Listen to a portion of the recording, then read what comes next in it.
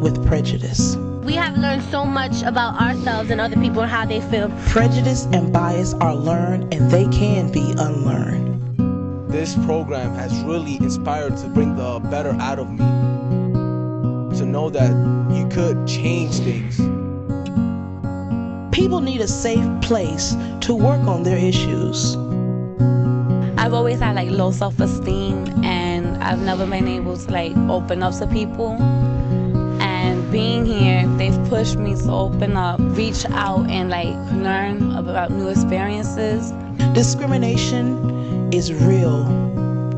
It's a current problem in our society. I don't like seeing people get hurt, and I feel disrespected because it could be me, so I wouldn't want that stuff to happen to me, and I just fight for what's right, what I believe is right. There will always be diversity and difference. Unity is only possible through valuing diversity. Definitely recommend it. It was life-changing. Made me think in a different way. The NCCJ of Greater New York Anytown Youth Leadership Institute empowers high school age youth with awareness, education, conflict resolution, and advocacy skills. In my school, everybody knows me as the kind of girl, who likes to make change and make people see stuff for what they really are and know what society says it is. They pursue ongoing work to challenge, manage, and reduce their bias, stereotypes, prejudice, internalized oppression, and collusion. And we learn to break the mold and think outside the box. Ultimately, they become a part of a network of fellow change agents, individuals committed to breaking barriers, building bridges, and making change in their school and community. Can't just leave it hanging like that anymore. I'll be the president of my school next year, so I'll definitely do what's within my power.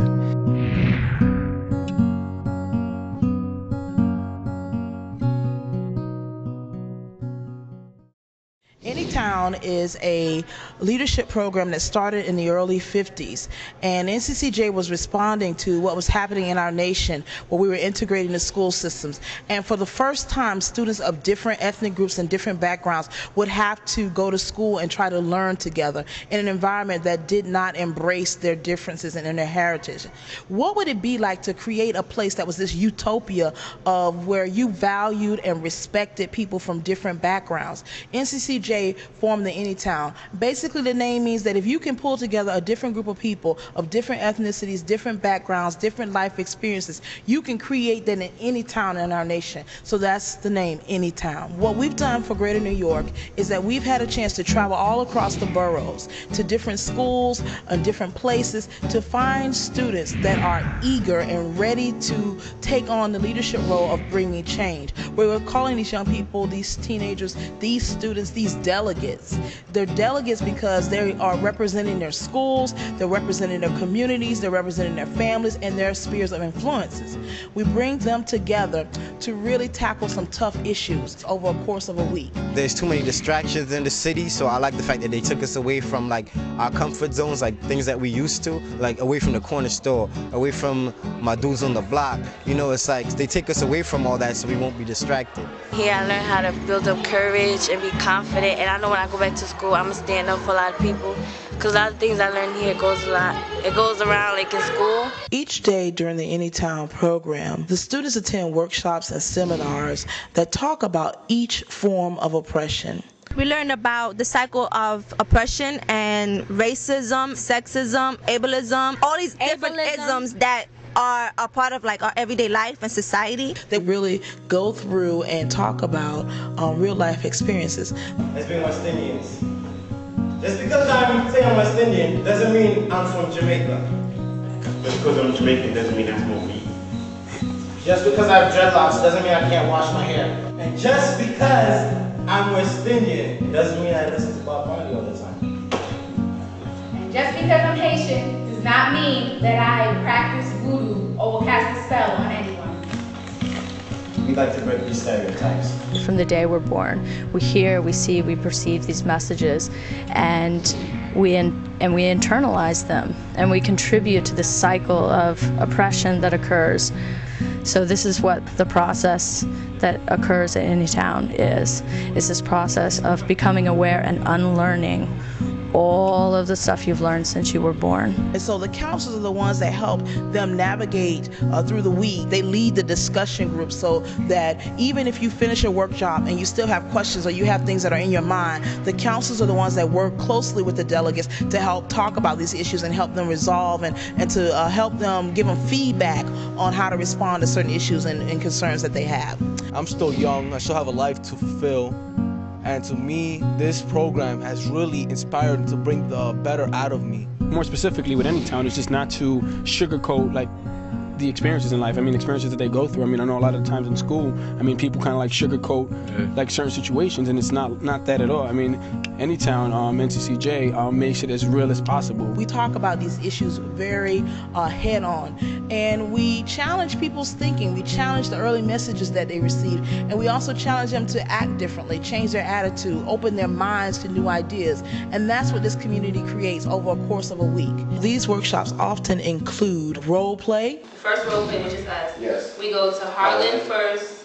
The second group starts out with Elizabeth. The third group starts out with X. The fourth group starts out with Sarah. And the fifth group is in here helping. We're about to see a skit. The skit is going to be a scenario.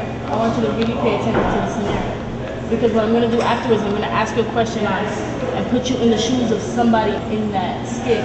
And you guys are going to tell me how you would change it. How would you become the change agent? I'm really in love. I'm really in love. I'm serious. Like, I never felt this way before in my entire life. So happy for you. All right, details. Hello, details. The son and the mother, they had a close relationship the whole time up until this moment, whereas the son would protect the mother from her raging boyfriends and got jobs throughout high school to help pay the bills and is doing well in college on a scholarship. What do you have to say for yourself?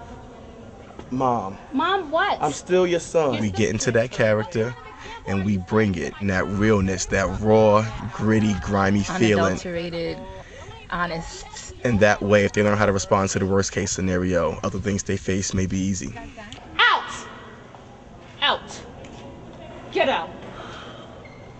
So would you have reacted the same way if he said that he brought a woman home that was pregnant because you asked him if she was pregnant? Would you have reacted the same way?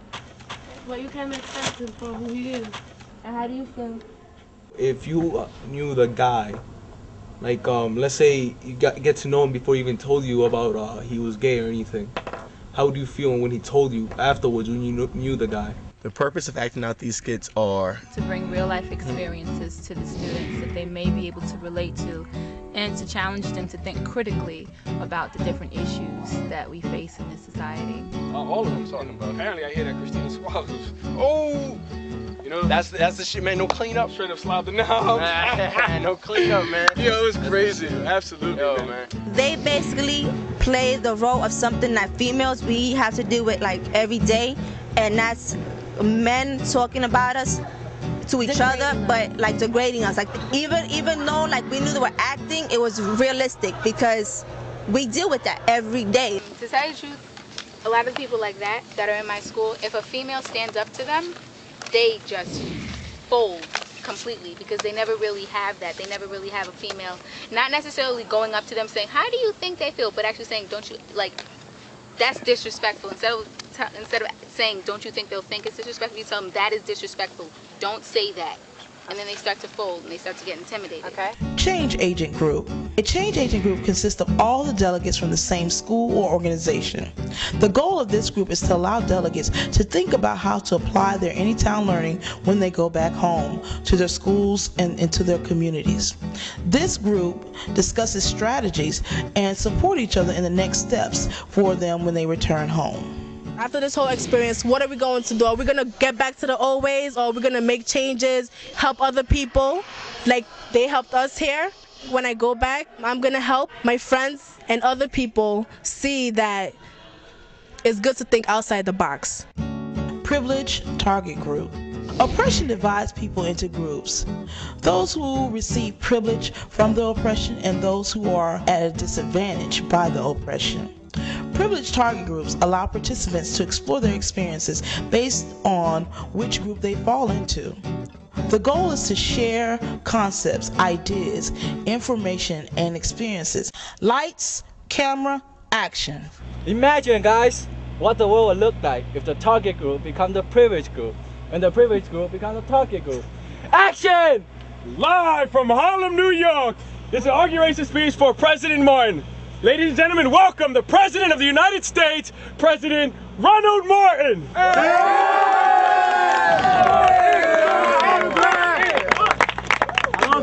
Assalamu alaikum, my brothers. For many years, us men have been oppressed by the females, and this has to stop. The 43 presidents before me were all black females, but this will never happen again as long as I am president in my country. Praise be to Allah. Allah. All right, right now we're gonna take some questions for the president. How you feel about men being abused by women and they're being scared to go out because of their gender? Shame. It is a shame, my friend. It has to stop now. Now. I am tired of being oppressed by the females. I am tired of it. And it's starting now because I am president. And the purpose of that was just to put people into perspective, like the things we say can hurt people, and just show them that, you know, what if the script was flipped? It would be a lot different. So what you think about changing this country's religion to Christianity? Oh, Christianity. Let me tell you something, my friend. Brother, I am Muslim. We all here are Muslims. My father was a Muslim. His father before that was a Muslim. Yeah. Our forefathers was Muslim, and it will never change our religion to Christianity as long as I am president.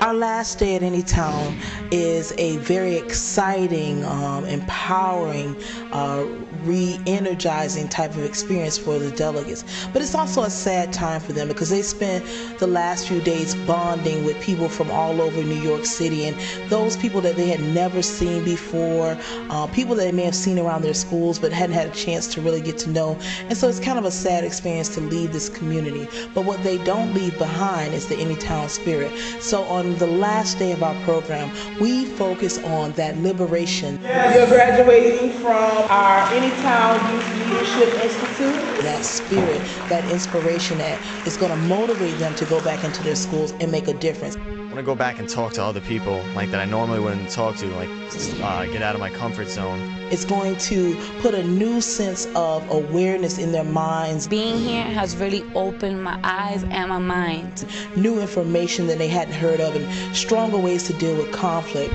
I didn't think this is going to happen. Not only that, I didn't think it was going to be this intense.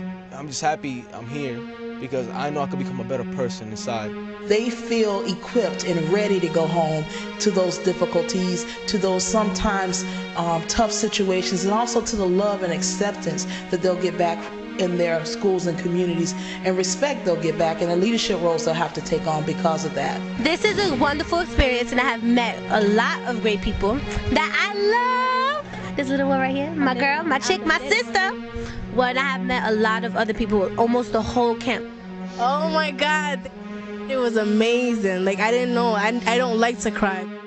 You're free from, you're empowered, you're educated, and you are able to move outside of that feeling of being targeted to a place of being responsible, a place where you are more aware of your own actions and how you perpetuate stereotypes and ways in which you can possibly break them down.